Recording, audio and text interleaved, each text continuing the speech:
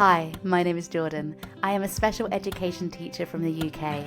I share my passion for everything communication, sensory regulation, and fun lesson ideas for my classroom of disabled pupils aged 4 to 11.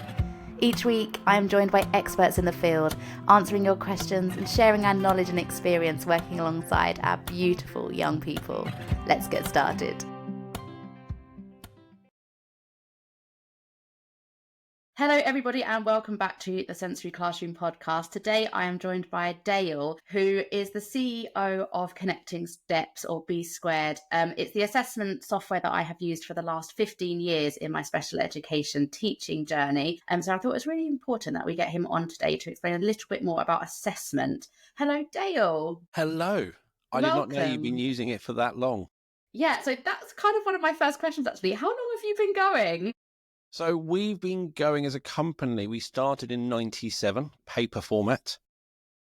And that was the old checklists that people could mark things off. And then we released our first version of the software in 2000. If you've been using it 15 years, you probably had the version which was installed on a laptop.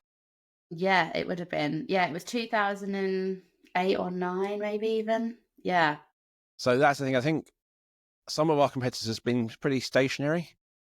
So that would have been version 3, installed on a laptop or installed on a network, only accessible within school. 2012, we released version 4, which is when we started going internet-based. So you could access it from home, which was a huge improvement that people didn't have to be in school.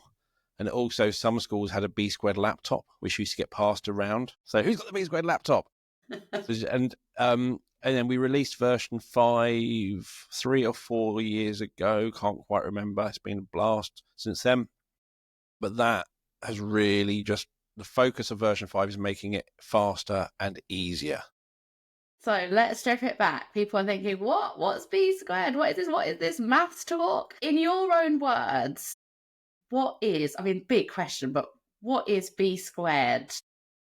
B Squared is all about celebrating the progress children with SEND make, however small. That has always been our kind of mission statement, our values, our ethos. We know children with SEND make progress. Some systems can't show it. We can always show it. And as we've kind of evolved, we get to show it in different ways. So as we go to schools, they go, oh yeah, but you're not showing this, or you can't do this. That gets put in.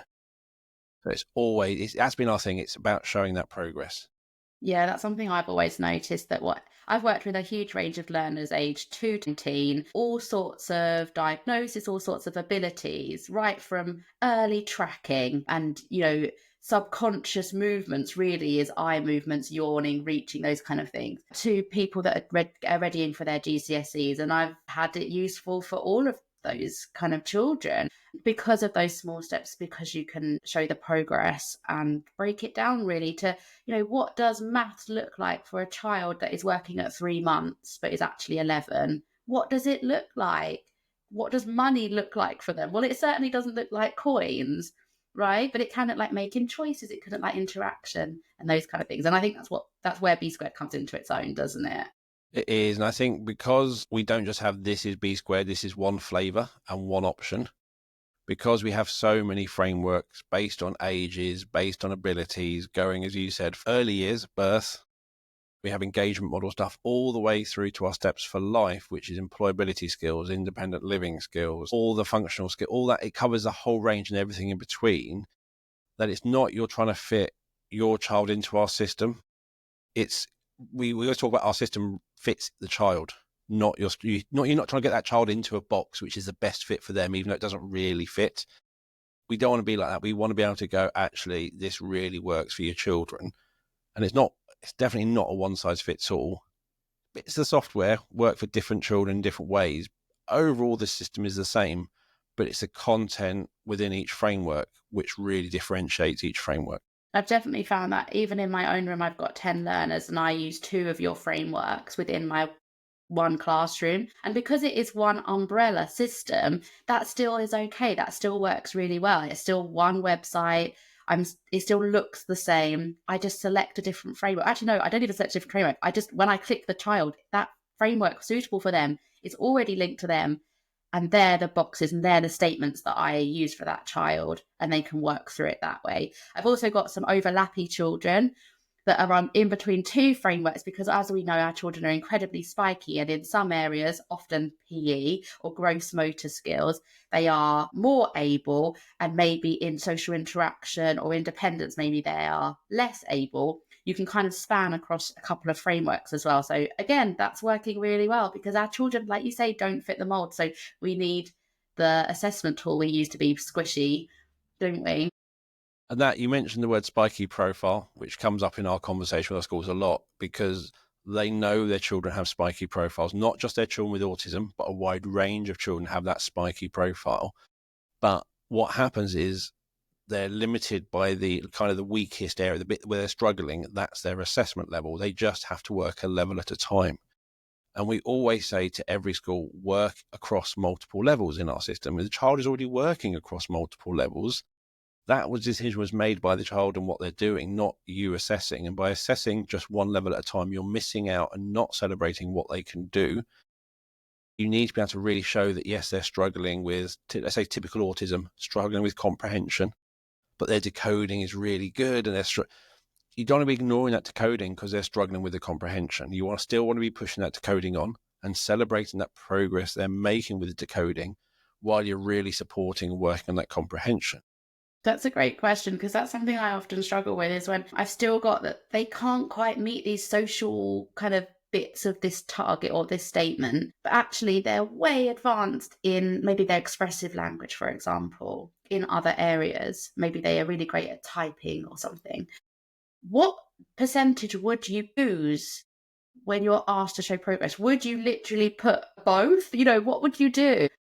So there is a report in our software called Overall Progress, which is slightly complicated, but it gives you different progress values. And one is a typical on their current level, where were they, where are they, and gives you a value. They maybe made 30% progress.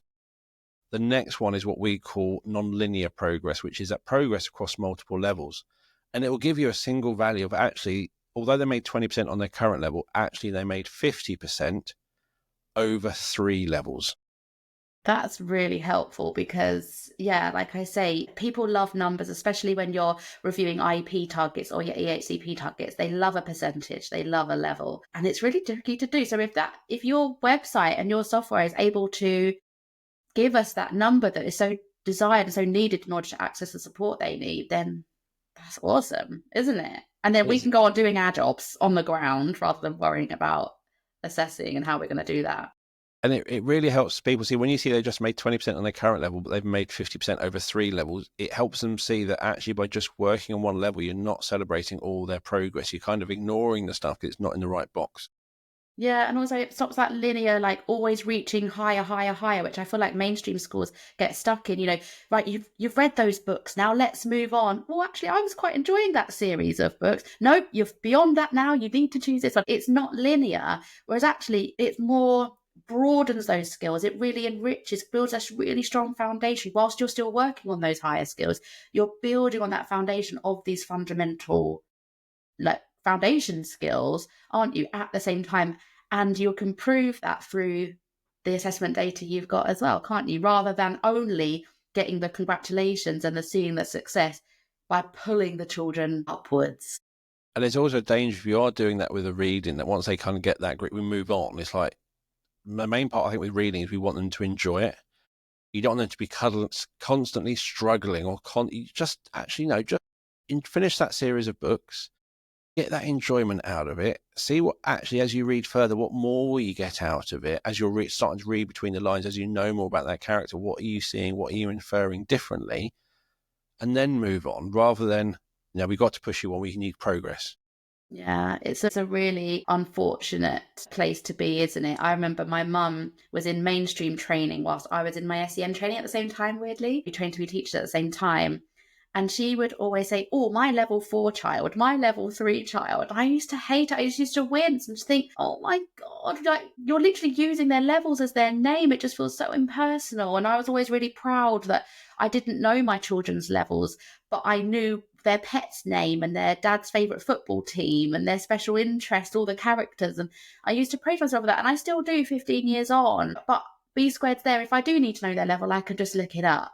But I really pride myself on that isn't actually the biggest thing of the job. And I feel like maybe that's because of B squared, because it's doing the numbers for me. I can focus on the statements. I can focus on their IEPs. I can tell you those off by heart. I can tell you what they know and what they can do off by heart. But yeah, just calling children by their level just always bothered me. And I always picked on her for it. I think in mainstream it is that, especially where we've moved away from levels, which I think is a bad thing, because as you said, your mum had a year level 4 child and a level 3 child, where now it would just be a year 5 child or a below child. Would it? Oh, Because wow. that language Okay. is just, they're below. But I think that in mainstream, that push to go through the things, the kind of that end of year outcomes is your curriculum, it's your syllabus, it's what you have to do, and it defines. Whereas when children are working behind, when they're kind of SEND, they're trying to work, the levels aren't so much this is an order of you doing things, is these are perceived for a typical child as skills of a similar difficulty. It's not telling you an order, is actually these are for a typical child a similar difficulty, but actually once you get into neurodiverse and all those sorts of things, actually what's difficult for them can be completely different. And you shouldn't be limited, as you were saying, to I have a level 2 child, I can only look at level 2 or step 2, whatever the language is.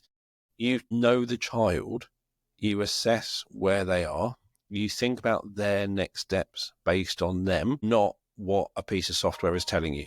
Yeah, exactly. Exactly. And was that your initial focus when creating this program? What was the gap you were seeing when you thought, I think I can create something here that's needed? So it wasn't me who created it. Okay. At the time, I was a forklift truck driver at IKEA. Interesting story, but that's another thing. It was my mum who was a teacher. So this Amazing. is, I think it goes back to when the national curriculum came out in the mid-90s and you got told to get rid of all your old stuff and Yeah, nothing worked. 97. Yeah, it was Tony Blair era. So as she just went, I need to know where my children are so I know what the next steps are. And the national curriculum was too big, too vague. So she created a paper checklist so she knew where the children were and could celebrate that progress. And then people kind of went, oh, that's really good. Can I have a copy? Can I have a copy? Can I have a copy? And the school said it was a complete load of rubbish and not worth anything. And so she started selling it. And the first sale was to an Ofsted inspector during an inspection of one of her friend's schools. And there was a rule is once you sold 10, you leave teaching. So she sold 10 in a term, 10 folders, and left. So it was kind of, there was no ability to show progress. And my mum always said, I'll use this until something better comes along. And she waited and waited and waited, and nothing better came along. And that, so it wasn't like I'm going to change the world. It was, I'll use this till something better comes along. Oh, people are finding, I'll make it better. But it's just always grown. So we have a great relationship with our customers, always talking to them, always finding out what they want, what they struggle with, what they get wrong, what they assume, all those, and that always goes into the software. So it just gets easier every year. Who are your customers? Who's buying this? Who's using this? So at the moment, I think the majority of our schools are mainstream schools for their SEN, where maybe in their main tracker, they've just got working below, working towards, And it below, doesn't tell you significantly below. anything about where they're actually at, does it? No, which means when you're trying to actually plan anything, identify next steps, you're really struggling. So you don't actually know where they are. Yeah. You can't talk about the progress they've made because you don't really know where they are. And when we think of the APDR cycle, that first bit is assessment to help you identify where they are, to plan what you're going to do to support them to make a difference. And if you haven't got anything in that assessment part, then you're really going to struggle in actually what are the next steps. Yeah. And I think people are realizing more and more actually just writing below isn't great. They know the children are making progress, but they can't show it, which then kind of gets that morale down of the staff working with the children because they spent the whole year, but it just comes out as they're still below. Yeah, and they might be a year 4 teacher who's only ever taught, that year group or similar, and they genuinely want to know, but they don't know what it looks like for a child working at age 2, age 3, kind of cognitively. So it's also giving you ideas for that as well, isn't it? Not only the baseline, as you were saying. but also how do I plan for this? How do I include them and make it meaningful for them for my learning? Well, all the statements are there for you. I use the B squared statements as my learning objectives. I don't know if other teachers do that, but it's something I've always done because it's clear to me that I can easily differentiate. I take the statements from that subject or whatever one I want to teach. Say, for example, it's seasons, science. I can have, right, what does that look like if they're working at under 1 year? And then for my next week, what does that look like if they're working at a year to 2? And then what does that look like 3 to 4? That's kind of where my class are at right now. So I've got 3 differentiated activities. I've got all the statements there that are meaningful, that are realistic, that are appropriate, and are working towards the outcome ultimately of learning about seasons. When you walk into my room, you might not think it looks like learning about seasons, but through using those statements and looking at that linear line, you can see where we're heading. We're all heading for the same outcome. And that's what I really love about that. It's a really great way of justifying those sensory based learning, those interactions that don't look like learning about Vikings, for example. Well, actually, what is that? Well, it's looking in mirrors, it's building interaction, learning about ourselves, learning about our senses, because how can we learn about our history if we don't know, have a sense of self? But I wouldn't know that if I didn't have those statements to fall back on. I would just be pulling it out of thin air, and I don't think that's ever a good thing. It needs to be research based and evidence based, doesn't it? And that's what B squared gives me for sure. So there's a couple of things you hit on there. So one of them is, I think teachers have a comfort zone. That year 4 teacher will know the year 4 curriculum off by heart, year 3 pretty well, year 2 below that, they're out of their comfort zone. And I see Senkos going, oh, my teachers can't write smart targets. They can within their comfort zone, within that world they know they can do that.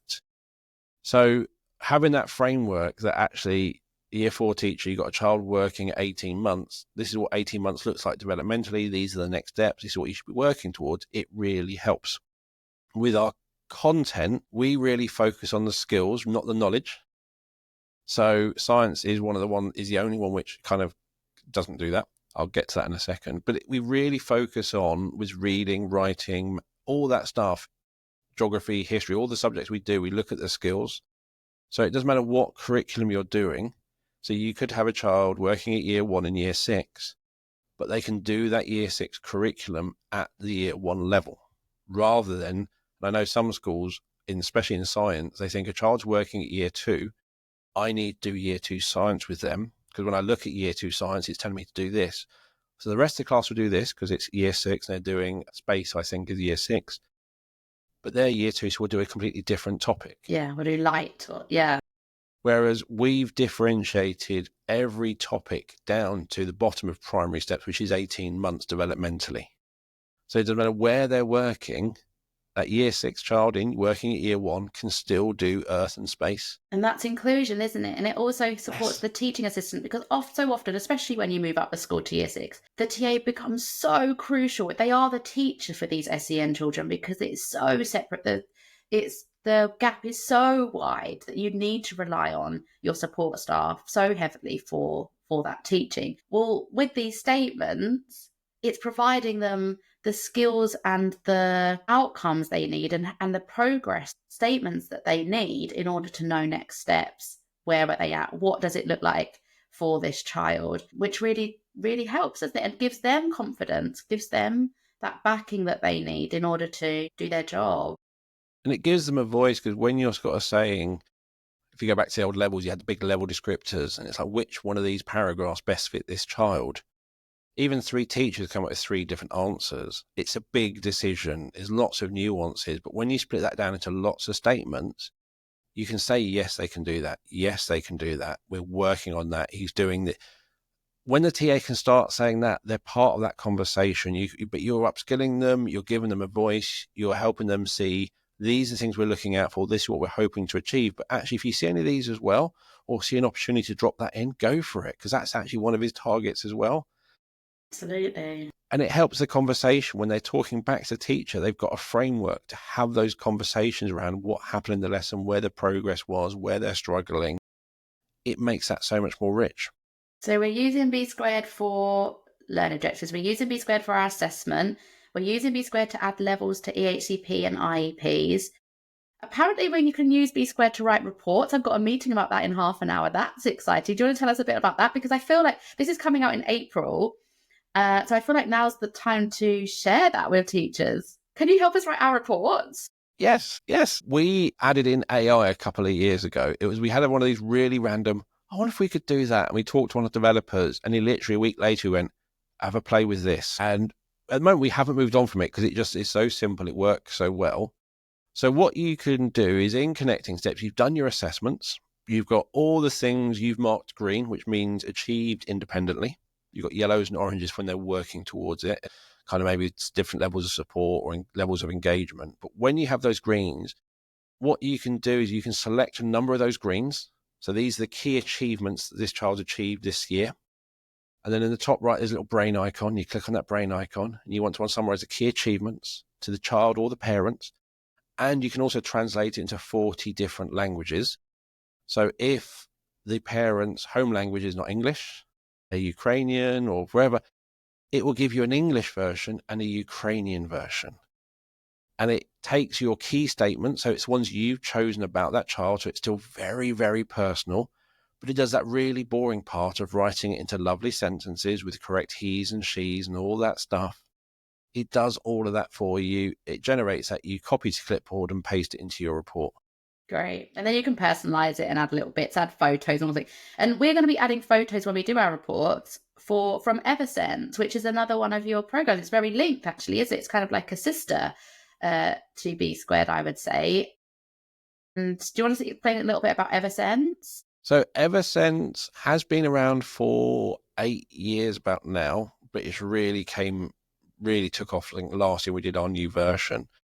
But what we found with connecting steps and everything previously is it was, okay, I've said I can do it, but I can't show it. It was, I've said he can do this. And if you've got exercise books, if you've got children working year one and above, you can just pull out an exercise book. You can pull out great. But at the other end of the scale, if they're in post 16 and doing life skills and they're going to the shops, again, that's not in an exercise book. You're watching them giving money, getting change, or just going beep on their card now. But all those life skills, crossing the road, that's not in an exercise book. You're showing them doing it. They couldn't show that as well. So we developed Eversense, and what we always wanted it to be is really, really simple and really, really easy to use. So we basically made an orange Facebook for a school.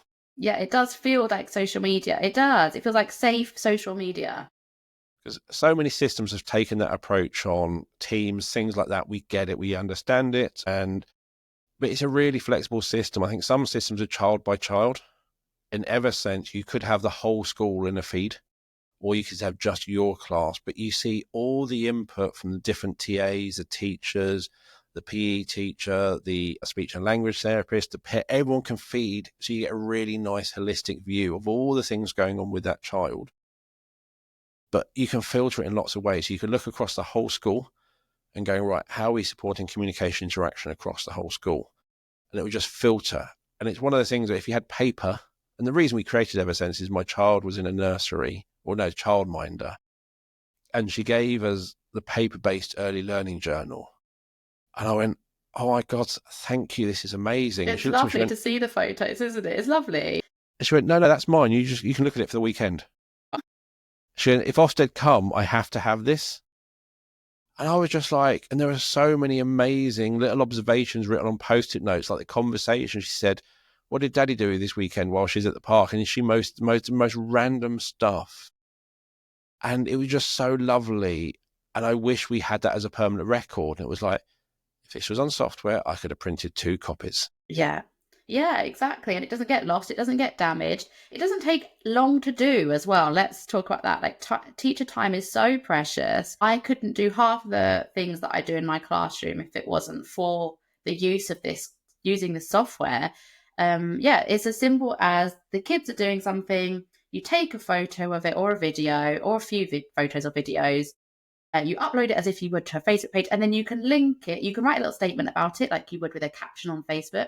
And then you can link it to the statements that we were talking about earlier as well. So it all links to the learning objectives. It all links to their assessment. It all feeds into that ultimate picture of where that child's at. And it's the proof, isn't it? Yeah, like you say, none of my 10 children have anything on paper, very, very little. It's all through doing and practical. So photos and videos are really crucial. Another thing that it's given us not only is getting the proof, it's also building really strong relationships with our parents. We've noticed this year, we've only been using it this year. This year, our relationship with the parents has really improved. We don't so often get to chat at the gate because they're brought in on taxi. So those relationships can become quite difficult to build that trust. Sending home daily photos and videos of their children happy, thriving, feeling safe, and the captions clearly celebrating their children for just being them and all their achievements, seeing them with their friends, all those things that our parents don't get the privilege to witness is really, really wonderful. We've noticed a huge difference this year in that. So with Eversense, it is, I think, especially with children, as soon as you add school transport in, you lose that talking at the gates. So that's a really big barrier. But also, if you think about when a lot of schools communicate with the parents of SEND, it's negative communication. It's when things go wrong. So any communication comes in, you're already dreading it. Oh, something from the school, what's gone? It's rarely positive. So having Eversense where you can have that constant communication, and it can be two-way if the school wants it. Yeah, which works really great. In holidays, they can tell us what they've been doing. It's great. So they can either just like things, they can add comments, but as you get very brave, which obviously what you're doing, is they can add their own posts. And that is, you can celebrate not only the wow moments that are going on in school, but you get to see the wow moments from home. And you're now bringing everyone closer together so they can actually see what their child's doing. They can see their experiences. And for some children, the parents want to see them doing different things and experiencing things. They're realistic with the amount of progress. But as long as they're not just sitting in that classroom doing nothing, actually, what are you doing? What did you do? If you ask yourself, what did you do today? Nothing. If you've got a photo where they made something, did you make a penguin today? Yes. Off the conversation started, Yeah, and and it my will children grow. are minimally speaking, so it's really great to be able to have that non-verbal communication with them through that photo, through that video. And so often the children in my class love watching themselves and watching it back and sharing that because it's their way of sharing their news, isn't it? They have no other way of doing that, which is really important to help that transition between home and school and to keep that less separate, I think, which so often, especially autistic children, fall into that of those separate environments and keeping them quite separate. So yeah, having it get a bit muddy, I think is always a good thing. And I like with connecting sets, we can show progress in lots of different ways. But I feel that sometimes those experiences may not be going forward progression, but it's that sideways progression. It's doing it in different contexts and being open to new things is progress. But also a graph can show progress to those who love the graphs. But now you've been using it for a year or so, you've got the timeline on the right on the website. Yeah. You could jump back to a year ago and you can watch a video of them a year ago and what they were doing.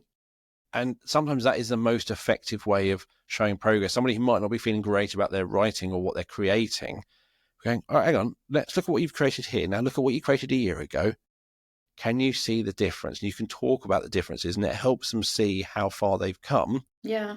which you don't get from a And graph. not just the students, but the parents, the teaching assistants as well. So often we get stuck day by day in we haven't done anything today, or, they're not, whatever. Well, actually, yes, so often you look a year back and think, my goodness, they're not, I don't know, they're not wearing their blanket as much as they are now. Or, do you remember they had to have their hood up and their ear defenders on all the time and now they're not? It might not even be the thing that we wrote the caption about, but photos and videos looking back is so important. Look at how they move. They still do that even though they're double the size now, because we have our children for 7 years in my classroom.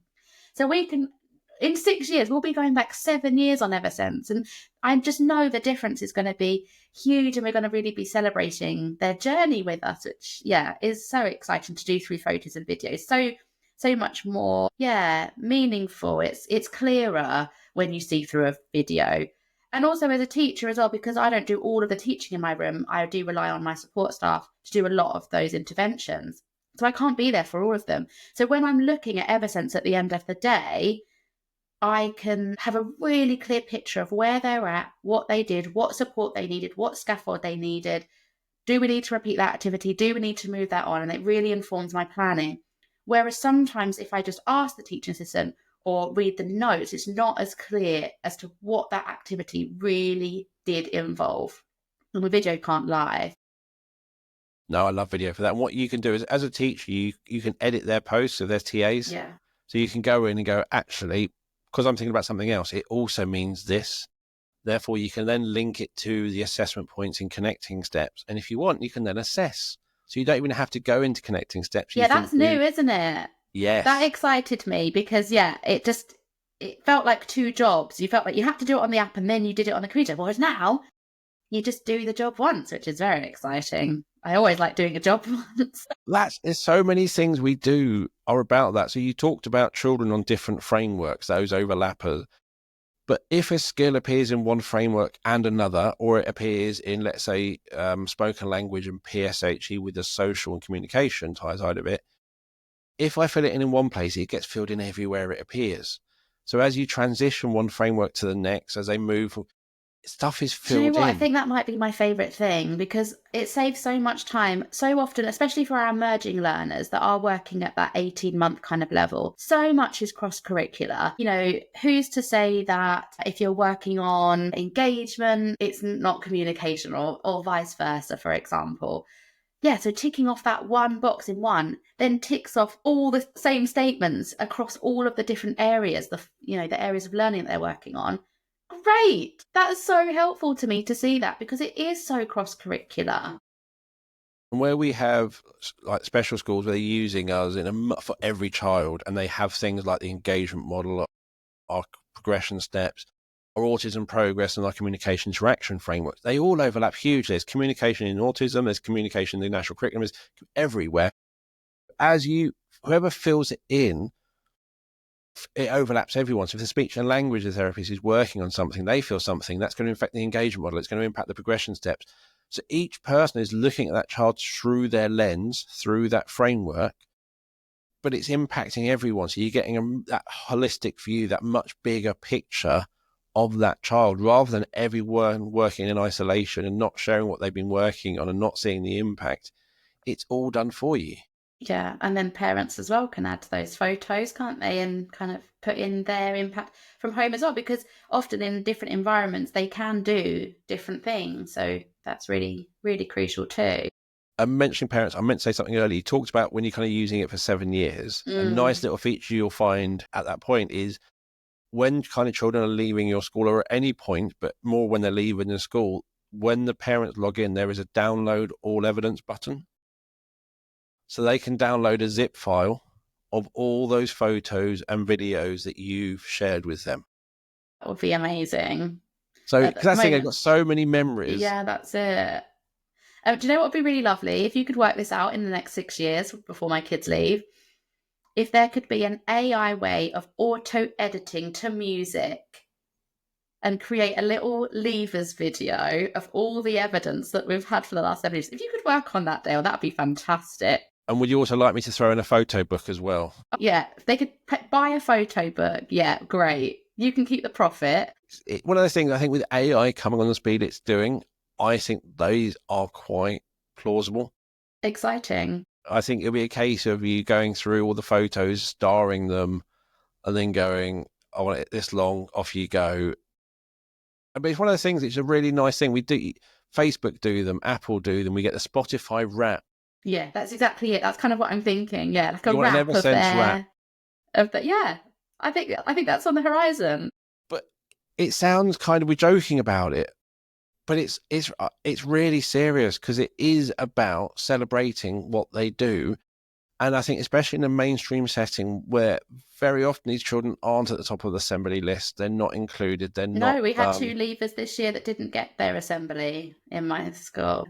and then they're not in the yearbook, they're not on the sports team, they're not in the newsletters, they're constantly below.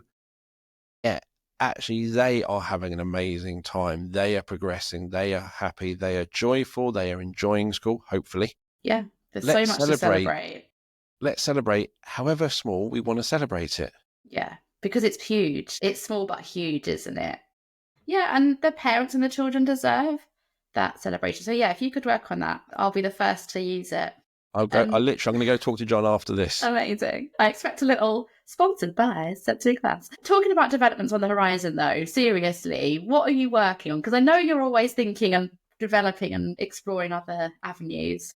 So currently, we're changing how we do things. We're going to have new features every single month, lots of little new things. And one of them, we're updating the AI.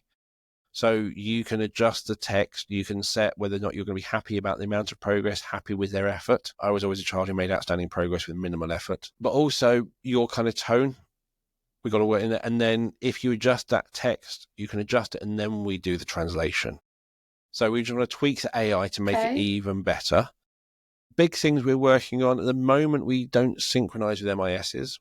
So that's to some point, that's a really big barrier. So that's what we're working on right now, and that will be out before the end of the year.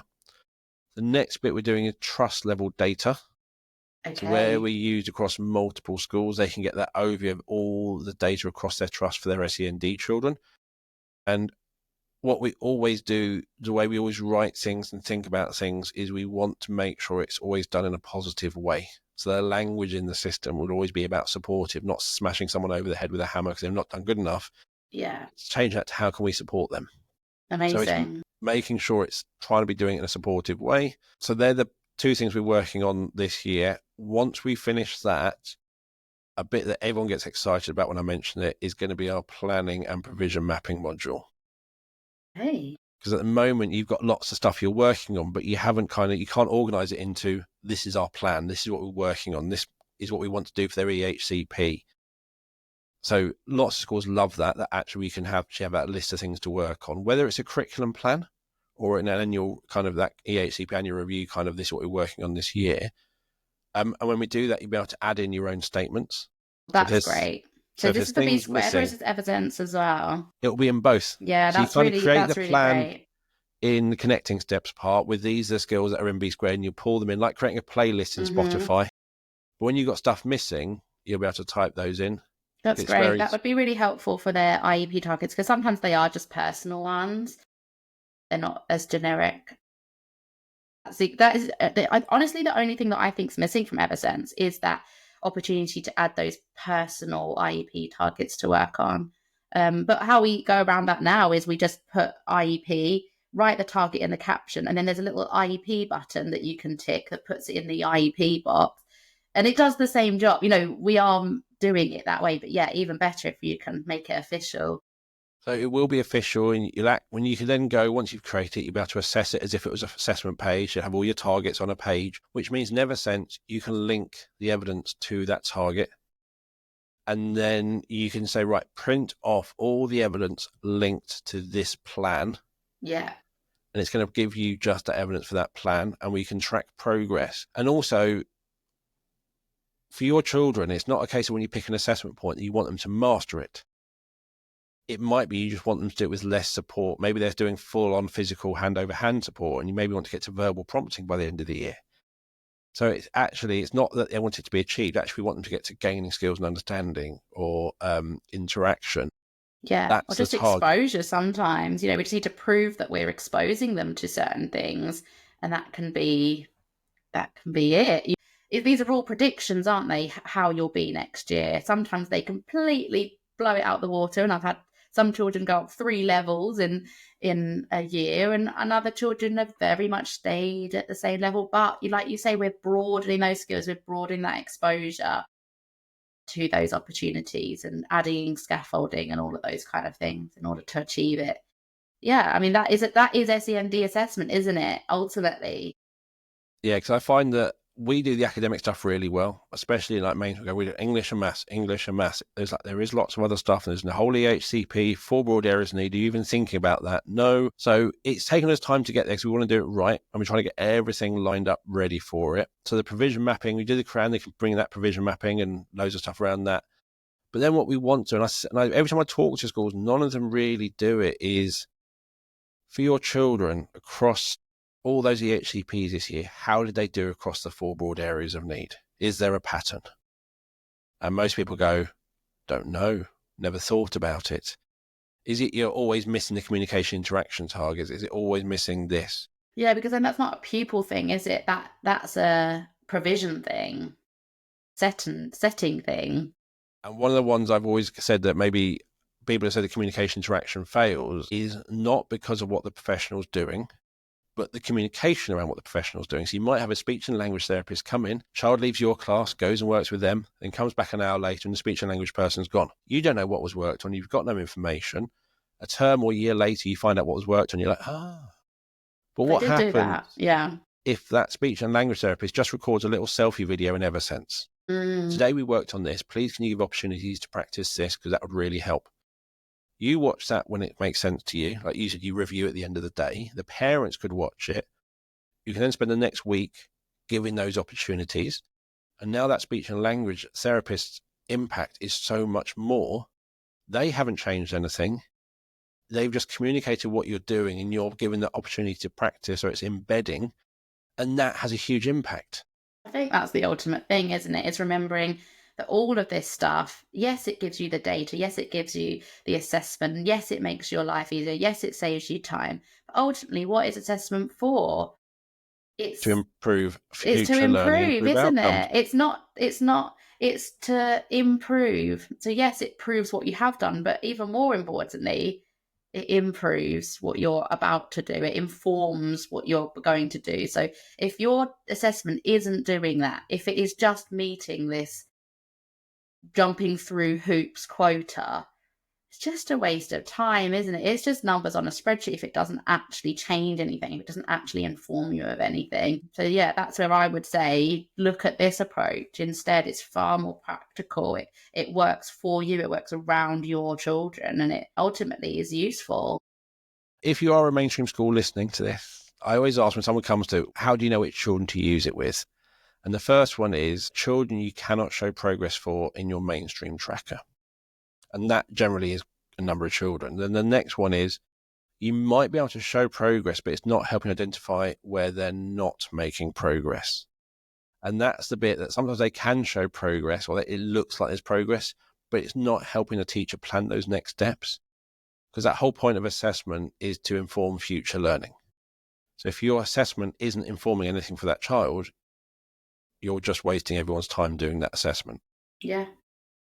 Yeah, so Senko's, mainstream teachers and SEN teachers, if you're feeling like that, then there'll be a link in the description below to have a meeting with Dale or his team, and just to get talking about what your provision looks like, what your setting looks like, what your needs are, and then what part of what they can offer is best for you. It's not a one size fits all always. Sometimes it's you need this part or this part, or actually we're still developing that. Let's, whatever. But just to have that call with them is really helpful. So that link is going to be in the description below. Dale, if for everyone else listening, where else can they find your amazing stuff? Because you've got your own podcast as well that I was on recently, and which Yes. I love listening to. Yeah, so tell us everything. Where can people find you? So easiest way is Spotify, probably next to your podcast, is you got the Zencast.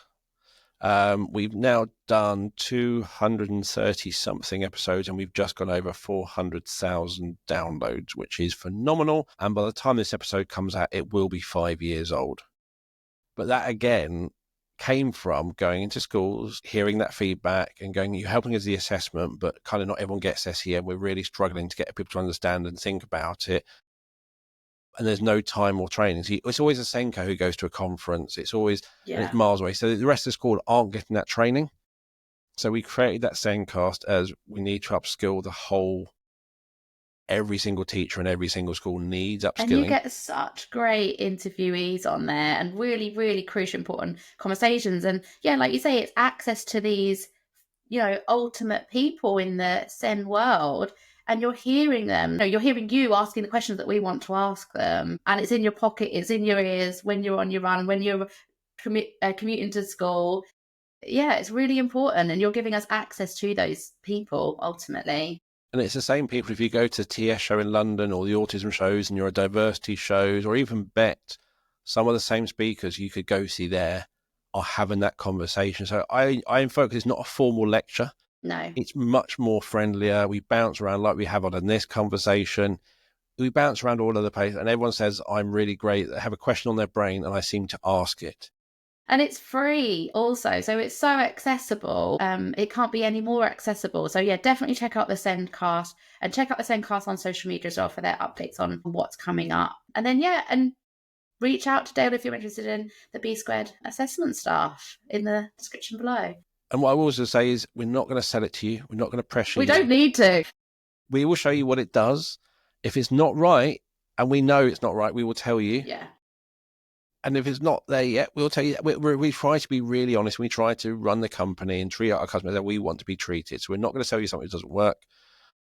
If it's not right for you, I will say it's not right for you. And especially if you're secondary, I'll highlight all the challenges you're up against. Yeah. Yeah. I think my customers know that I very, very rarely do ads on my account, but I have worked with you guys because it's something I'm using already. It's something I love already. So, it seems effortless to me to do that. And they're the only ads that I run. So they know that. They know that I wouldn't be having you on here if I didn't truly believe it. And I do. I think that every SEN school and mainstream school should be using B Squared. I believe that wholeheartedly, which is why I'm so pleased that you're on here. So thank you so much for chatting to me, Dale. And I hope you have a wonderful rest of your day. You too. Thank you for having me on here. Thanks. Bye, everyone.